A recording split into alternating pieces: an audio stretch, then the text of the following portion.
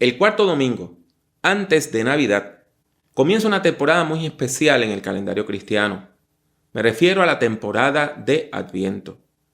Este es el momento en el cual las iglesias cristianas, aun aquellas que no observan el calendario litúrgico y que no tienen libros de adoración, se preparan para recibir a Jesús de Nazaret, para celebrar el nacimiento de Jesús en Navidad. Este año hemos decidido explorar 4 personajes del Antiguo Testamento durante esta corta época que solamente dura unos 4 domingos. Me refiero a 4 mujeres excepcionales que el primer capítulo de Mateo identifica como precursoras de Jesús. Cuando vamos al Evangelio según San Mateo, capítulo 1, vemos que del 1 al 17 encontramos una genealogía. Usted se preguntará, ¿qué es eso? Es una lista de los antepasados de alguien. En este caso, una lista de los antepasados de Jesús. Esa lista tiene 2 características muy importantes. La primera es que se divide en 3 grupos de 14 nombres. Y la otra es que menciona a 4 mujeres entre los antepasados de Jesús. Este dato es muy extraño. ¿Por qué? Porque en el mundo antiguo no se mencionaban a las mujeres en la genealogía. Y más sorprendente aún es que estas 4 mujeres que se mencionan, todas se distinguen por lo mismo. Todas rompieron patrones sociales. De alguna manera, cada una de estas 4 mujeres transgredieron las normas sociales de la época. Y por eso, las 4 han sido vistas y todavía son vistas por mucha gente como chicas malas de la sociedad. Estas 4 mujeres que señala el texto son Tamar, Rahab, Ruth y la mujer de Urías, o sea, Betsabé. A estas 4 mujeres se le une una quinta mujer, que algunas personas también la vieron como una chica mala, María de Nazaret. ¿Por qué? Porque tuvo un embarazo en situaciones dudosas. Durante esta época, entonces, vamos a explorar estas 4 mujeres, la historia de estas 4 mujeres. Y hoy vamos a comenzar hablando acerca de la astucia de Tamar. Escuchemos palabras de vida. Remontémonos al tiempo de los patriarcas de Israel. Jacob, quien era hijo de Isaac y nieto de Abraham, tuvo varios hijos que le dieron nombre a las tribus de Israel. Uno de ellos se llamaba Judá, y aunque no era el mayor, logró preeminencia entre sus hermanos. Y esto explica por qué la tribu que lleva su nombre se convirtió en la más importante de todo Israel. El capítulo 38 del libro de Génesis nos dice que Judá, cuyo nombre significaba alabado, se apartó de sus hermanos y se fue a vivir entre gente extranjera, gente de otros grupos étnicos. Allí conoció a la hija de un hombre llamado Súa. Ese hombre era cananeo. Y esa mujer extranjera se convirtió en la madre de sus 3 hijos mayores. Cuyo nombre significa vigilante, Onán, cuyo nombre significa fuerte, y Sela, cuyo nombre probablemente significa petición. La Biblia dice lo siguiente sobre Judá. Por esos días, Judá se apartó de sus hermanos y se fue a vivir con un adulamita llamado Jirá. Allí Judá vio a la hija de un cananeo llamado Súa y la tomó por mujer y se unió a ella. Y ella concibió y dio a luz un hijo, al que puso por nombre Concibió otra vez y dio a luz un hijo, al que puso por nombre Onán. Y volvió a concebir y dio a luz un hijo, al que puso por nombre Sela. Judá estaba en Kesib cuando ella dio a luz. Aún viviendo en territorio extranjero, Judá casa a su hijo mayor con una mujer llamada Tamar, cuyo nombre significaba palmera. Y claro está, si estaba en territorio extranjero, probablemente Tamar también era extranjera, al igual que su suegra. Este es un dato importante porque en el Antiguo Testamento encontramos una cierta sospecha, se pone en tela de juicio la moralidad de las mujeres cananeas. ¿Y por qué? Bueno, esto se debe a que varios de los ritos religiosos que llevaban a cabo los cananeos giraban en torno a la sexualidad. Por ejemplo, Baal era el dios de la fertilidad, era el dios del sexo y era la divinidad más importante para los cananeos. Las chicas cananeas, aun siendo muy niñas, a veces participaban de estos rituales. Y tengan algo claro, el culto a Baal no era que usted iba a cantar o iba a orar, eran orgías sexuales que llevaban a cabo personas que se dedicaban a la prostitución, tanto hombres como mujeres. No solamente eso, algunos cananeos obligaban a sus hijas a servir a Baal por lo menos un día antes de casarse. O sea, que estas chicas tenían que trabajar como prostitutas sagradas por lo menos durante un día antes de comenzar su familia. Y todo esto lanza sospecha sobre la moralidad de las mujeres extranjeras. La Biblia nos dice que el matrimonio entre y Tamar fue corto y fue tormentoso. Dice la Biblia lo siguiente: después Judá tomó una mujer para su primogénito. Esa mujer se llamaba Tamar, pero el primogénito de Judá, era malo a los ojos del Señor, así que el Señor le quitó la vida. La Biblia no detalla las malas acciones de solo sabemos que murió sin darle hijos a Tamar, lo que era un problema enorme. En el mundo antiguo, las mujeres que no tenían hijos quedaban desamparadas en su vejez. No había redes de seguridad social que le permitieran tener una pensión o ingreso cuando estaban en su vejez. Y dado que las mujeres no podían trabajar fuera de la casa, las viudas solamente tenían dos opciones. Si eran jóvenes, podían dedicarse a la prostitución, y si eran ancianas, a pedir limosna. Para evitar que las mujeres tuvieran que escoger entre estos dos males, el Antiguo Testamento propone una solución que a usted y a mí nos parece bárbara. Esta ley obligaba a los familiares del difunto a darle un hijo a la viuda. Y como no existía la inseminación artificial, le tocaba a uno de los hermanos embarazar a su cuñada hasta que ella tuviera un hijo varón. Legalmente, el niño que naciera iba a ser hijo del difunto y podía heredar lo que le habría tocado a su padre.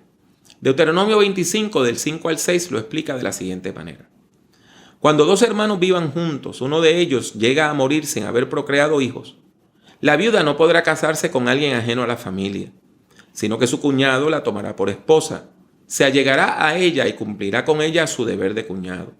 El primer hijo que ella dé a luz recibirá el nombre del hermano muerto, para que su nombre no sea borrado de Israel. Imagino que usted tiene entonces dos preguntas sobre esta práctica. La primera es, ¿qué pasaba si el difunto no tenía hermanos? Pues entonces le tocaba a un familiar cercano, cumplir con la ley. Y la segunda pregunta es, ¿podía un hombre negarse a aceptar la responsabilidad de estar con su cuñada y embarazarla? Bueno, la respuesta es que sí. Lo que pasa es que la persona iba a ser ridiculizada ante todo el pueblo. Escuchen lo que dice Deuteronomio 25 del 7 al 10. Si el hermano del muerto no quiere tomar a su cuñada por esposa, ésta irá a la entrada de la ciudad y les dirá a los ancianos: mi cuñado no quiere perpetuar en Israel el nombre de su hermano. No quiere cumplir conmigo su deber de cuñado. Entonces los ancianos de la ciudad lo llamarán y hablarán con él. Y si él se resiste y declara, no quiero tomarla por esposa, entonces su cuñada se acercará a él y delante de los ancianos le quitará del pie la sandalia y le escupirá en el rostro y dirá: esto se merece el hombre que no quiere mantener viva la familia de su hermano. Y esta familia será conocida en Israel con el nombre de la familia del descalzo.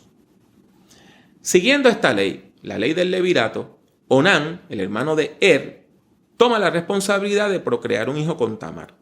Sin embargo, Onán comienza a usar trucos para evitar embarazar a su cuñado. Y uno se preguntará por qué. Bueno, dos razones vienen a la mente. La primera era económica, porque mientras menos herederos hubiera, más dinero le iba a tocar a Onán cuando muriera Judá su padre. Así que ¿para qué él iba a engendrar a alguien que iba a convertirse en su competidor? Sin embargo, la segunda razón es todavía más grave. Onán iba a poder seguir acostándose con su cuñada hasta que ella saliera embarazada. Así que mientras más se tardara en embarazarla, más tiempo podía pasar teniendo relaciones sexuales con ella. Claro está, esto de jugar con la gente a Dios no le agrada. Y por lo tanto, Dios castigó severamente a Onán por abusar de su cuñada. Génesis 38, del 8 al 10 dice: entonces Judá le dijo a Onán: Únete a la mujer de tu hermano y cumple con tu deber de cuñado. Levanta descendencia para tu hermano. Como Onán sabía que la descendencia no sería considerada suya, para no darle descendencia a su hermano, cada vez que se llegaba a la mujer de su hermano, derramaba el semen en el suelo. Este hecho le desagradó al Señor y también a él le quitó la vida. Como ustedes pueden imaginar, después de la muerte de 2 de sus hijos, Judá no quería que su hijo menor se casara con Tamar, y por eso tomó como excusa que el chico era todavía muy joven y colocó a Tamar en un patrón de espera. Dice la Biblia: entonces Judá le dijo a Tamar, su nuera: quédate viuda en casa de tu padre hasta que crezca mi hijo Sela. Y es que pensó: no vaya a ser que también él muera como sus hermanos. Y Tamar se fue y se quedó a vivir en casa de su padre. Mientras Tamar esperaba, Judá enviudó. Y la joven viuda, con el pasar del tiempo, se dio cuenta que su suegro no tenía el más mínimo deseo de cumplir con la ley. Y por eso se vistió como si fuera una prostituta cananea, cubriéndose el rostro con un velo, y se colocó en un lugar donde Judá pudiera verla. El viejo patriarca no reconoció a la mujer y le solicitó sus servicios sexuales pensando que era una prostituta. Ella le preguntó cómo iba a pagarle y él le prometió que le iba a enviar un cabrito más adelante, pero astuta, la mujer le dijo: bueno, déjame algunos objetos en prenda, en lo que me envías, lo que va a ser mi pago. Dice la Biblia: Judá le dijo: ¿y qué prenda quieres que te dé? Y ella respondió: tu sello, tu cordón y el báculo que tienes en la mano. Judá se los dio y se allegó a ella, y ella concibió de él. Luego se levantó y se fue, se quitó el velo con que se cubría y volvió a vestir sus ropas de viuda. El resto de la historia es relativamente sencilla. Primero, Judá sí envió el pago, envió el cabrito, pero no encontraron a quién dárselo, porque en el lugar donde él había encontrado a la supuesta prostituta, allí no frecuentaba ninguna mujer que se dedicara a esa profesión. Segundo, a los 3 meses del evento, entonces le llega noticia a Judá de que Tamar se había prostituido y el resultado es que ha quedado embarazada. Judá entonces estaba tan indignado ante la supuesta infidelidad de Tamar, que se supone que fuera todavía fiel al difunto, que ordenó que la asesinaran, así como lo escucha usted, ordenó que la asesinaran. Sáquenla y quémenla, dijo Judá. Pero cuando la estaban sacando, ella envió a decir a su suegro: fíjate por favor de quién son este sello, este cordón y este báculo. Por causa del dueño de estas cosas estoy embarazada. Cuando Judá reconoció todo esto, dijo: ella es más justa que yo, pues no le di a mi hijo Sela, y nunca más tuvo relaciones con ella. Y cuando llegó el momento de que diera a luz, resultó que en su vientre había gemelos. Y al momento de nacer, uno de ellos sacó la mano. Entonces la partera le tomó la mano, le ató un hilo escarlata y dijo: este nació primero. Pero el niño volvió a meter la mano y entonces salió su hermano y la partera dijo: ¿cómo te abriste paso? Y le puso por nombre Fares. Después salió su hermano, el que tenía el hilo escarlata en la mano, y le puso por nombre Seraj. De acuerdo al tercer versículo del primer capítulo de Mateo, de acuerdo a Mateo 1:3, Fares fue uno de los antepasados de Jesús. Escandaloso. Jesús desciende de uno de los niños concebidos por Judá y por Tamar. Y usted se preguntará: ¿por qué? ¿Acaso Dios no está a favor de la moralidad? ¿Cómo Dios puede estar a favor de semejante poca vergüenza de que un suegro embarace a su nuera? Hermanos y hermanas, lo que pasa es que Dios es justo y nosotros no. Lo que pasa es que nosotros nos dejamos llevar por las apariencias, pero Dios conoce el corazón. Lo que pasa es que a nosotros nos gusta juzgar y señalar, pero Dios sabe tener misericordia. Dios manifiesta su inmenso amor por la humanidad de manera muy especial en su trato hacia las personas desamparadas. Dios demuestra su amor en su trato hacia las personas que están al margen de la sociedad dominante. La Escritura dice: Dios eligió lo necio del mundo para avergonzar a los sabios. y lo débil del mundo para avergonzar a lo fuerte. También Dios escogió lo vil del mundo y lo menospreciado y lo que no es para deshacer lo que es. Eso lo encontramos en 1 Corintios 1, del 27 al 28. Por lo tanto, en lugar de juzgar, en lugar de murmurar, de señalar, sobre todo a mujeres que están en situaciones graves y a sus hijos, entendamos que Dios les acepta y Dios les ama y Dios las bendice. ¿Por qué? Porque Dios demuestra su amor en el trato que le da a las personas más débiles de la sociedad. ¿Cuántas mujeres señaladas injustamente? ¿Cuántos chicos señalados injustamente? Qué fácil es menospreciar a los demás, señalar y juzgar. Debemos pedir perdón por eso. Y debemos pedir que Dios nos enseñe a tener misericordia. ¿Les parece?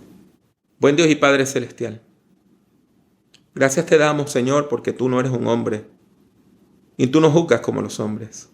Gracias, Señor, porque tú sí sabes amar y porque tú sí sabes perdonar. Gracias, Padre. Gracias, Señor. Gracias. Recíbenos y acéptanos a pesar de nuestras maldades,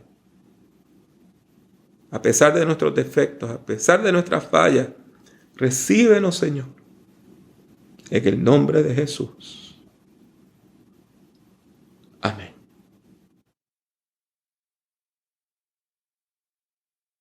Así llegamos al final de este encuentro del Movimiento La Red. Esperamos que la palabra escuchada haya sido de bendición a su vida. Recuerde que hoy comenzamos una serie de sermones sobre 4 mujeres excepcionales y el domingo que viene vamos a hablar acerca de Rahab.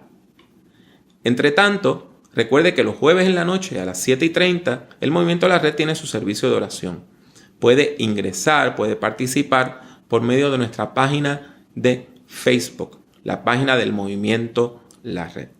Del mismo modo, le pedimos que visite nuestro lugar en el internet www.movimientolared.com y que busque nuestras páginas en Facebook y nuestras páginas en YouTube. Hágase miembro, suscríbase a nuestro website. Del mismo modo, suscríbase a nuestro canal de YouTube. Dele like, me gusta a nuestra página en Facebook y únase a nuestro grupo del Movimiento La Red, Iglesia en Línea.